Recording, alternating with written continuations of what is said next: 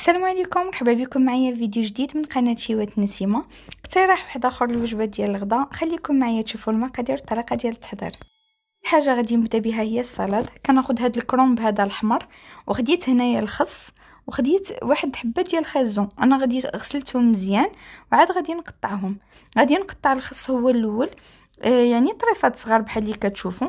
وبالنسبه للخيزو غادي نقطعو بداك اللي كنقيو بها خيزو، غادي نقطعها هكاك طويله ولا حكوها في الحكاكه الجهه الطويله.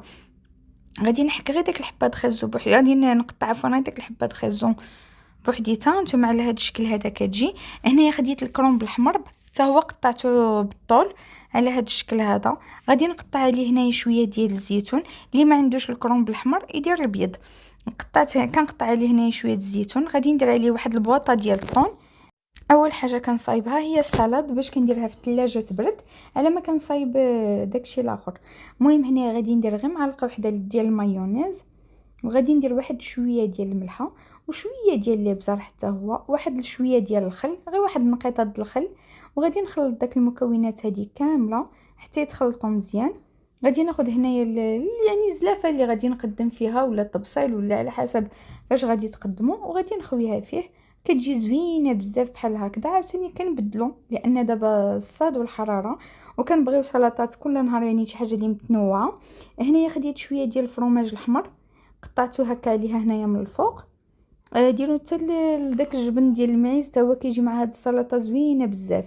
هنايا خديت واحد نص حبه ديال لافوكا، قطعتها هنايا طريفات، وغادي نديرها عليها هنايا من الفوق. لافوكا كتجي غزاله في لي سالاد.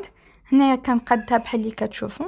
ها نتوما غادي ناخذ طوماط سوريز، غادي نقطعها على جوج. غادي نكون غسلتها وقطعتها هكا على جوج بحال اللي شفتوا، وكنزوقتها هي بها من الفوق. ساليت السلطه درتها في الثلاجه. غادي ناخذ بطاطا اللي غادي نصايب بها التورتيا اسبانيولا، يعني التورتيا ديال اللي كيصايبوها هنايا في اسبانيا، يعني بالطريقه ديالهم. خديت انا غير 3 الحبات ديال البطاطا، والطريقه ديال التقطاع بحال هكا كنقطعوها عشوائيه، غير هي ما كتكونش رقيقه بزاف، كتكون شويه غليظه باش ملي كنكونوا كنقليوها ما كتحرقناش في القلي، يعني كتجي هي هذيك. هنايا كنقطع داك البطاطا عشوائيه، كنقطع داك 3 الحبات كاملين بنفس الطريقه، وراني دايره الزيت كتسخن. هنايا من بعد ما سخنات ليا الزيت غادي نلوح فيها داك البطاطا. هانتوما كتشوفوا. غادي نزيد عليها واحد شويه ديال الفلفله. عندي هنايا فلفله حمراء وفلفله خضراء. نتوما ديروا هذا الا يعني الفلفله اللي عندكم ديروها، ولا ما عندكمش ديروا غير البصله بوحدها. هنايا زدت عليها انايا حتى البصله، حتى هي غادي نقطعها طريفات، كتجي غزاله بالبصله والفلفله. هنايا كيديروها اما بطاطا بوحدها، اما مع البصله، اما مع البصله والفلفله، ولا مع القرعه، ولا مع اللي حسب على اللي على زعما اللي موجود في الدار. المهم هنايا غادي نخلي داك البطاطا كتقلى هي وداك الفلفله والبصله، وغادي نرش عليهم شويه ديال الملحه باش كتعطيها المذاق زوين. وكنخلطها يعني هذا ملي كتكون كتقلى كنبقى دابا وساعه كنحركها باش كتقلى ليا كامله، كتجيني قد قد.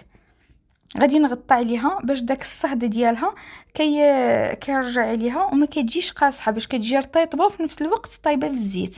هنايا خديت الدجاج، لي فيلا ديال الدجاج اللي شرملتهم غير بواحد شويه ديال المليحه وشويه ديال الابزار وشويه ديال الزعتر وشويه ديال لا موطارد، وسميتو هذا خلطتهم مزيان، خليتهم كيتشربوا داك شرموله. وشويه ديال الحامض، خلطتهم شويه، خليتهم تيشربوا داك شرموله. هنايا كندوزهم في البيض وكندوزهم في الشابلور وكنقليهم. وهانتوما بحال اللي كتشوفوا انا تنقلي لي فيله ديال الدجاج، وكندور يدي في داك البطاطا اللي درتها تتقلى، كندور فيها يدي بحال كتجيني مقليه قد قد. هنايا بداو كيتقلاو لي، غادي نحيدهم نخليهم هذا يقطر باش ما كيبقاش فيهم داك الزيت. وغادي ندير الكميه اللي عندي، غادي نبقى كندوزهم هكا في البيض والشابلوغ. طريقه سهله وغدغيه دغيه خفيفه، يعني هادو اقتراحات ساهلين، يعني ما كيخليوناش اننا نوقفوا في الكوزينه بزاف مع هاد الحراره.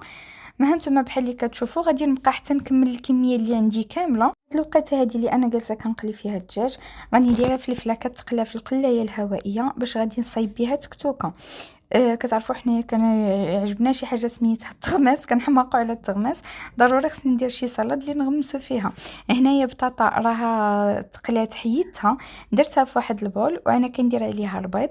غادي ندير عليها هنايا 3 ديال البيضات، غادي نخلطهم معاها مزيان، يعني بطاطا فيها فلفله عفوا فيها درت فيها الملحه فاش كانت كتقلى. غادي نزيد لها شويه ديال الابزار وغادي نخلط داكشي كامل.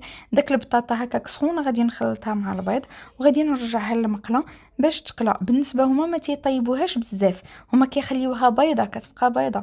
انا غادي نحمرها واحد شويه حيت ما كنبغيش انا البيض يبقى ليا خضر. هما كيخليوها هنايا كتبقى خضره من الداخل.